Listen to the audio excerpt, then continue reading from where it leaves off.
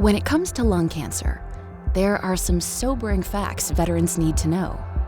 Fact: lung cancer is more common among veterans than the general population.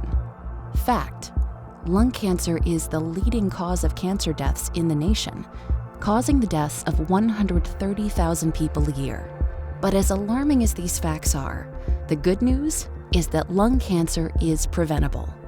Quitting smoking is the first step, and while the benefits of quitting are undeniable, it's also a fact that your risk of developing lung cancer remains for some time after you quit. That's why, if you qualify, getting screened to detect lung cancer early, when it's very treatable, is also important. So, what is lung cancer screening, and who should consider getting screened? Screening involves getting a specialized computed X-ray, or CT scan, that detects very early forms of cancer.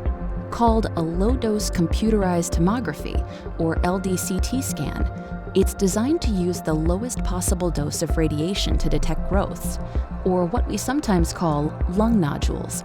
Studies have shown that by getting an LDCT scan every year, a significant number of the deaths from lung cancer can be prevented. So how do you know if you qualify to be screened?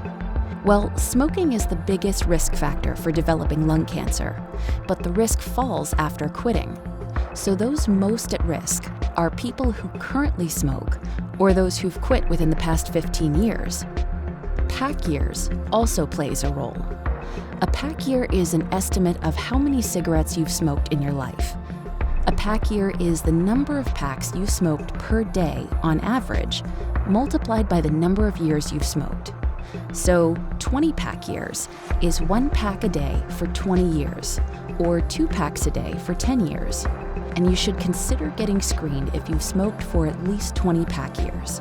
You should also be old enough to be at risk of lung cancer, but young enough to respond well to tests and treatments, which means age 50 to 80. So if you meet these criteria, you should think about getting a yearly low-dose CAT scan. It's also a fact that the VA has great lung cancer screening resources for you to take advantage of. Begin by talking to your VA primary doctor about your lung cancer risk.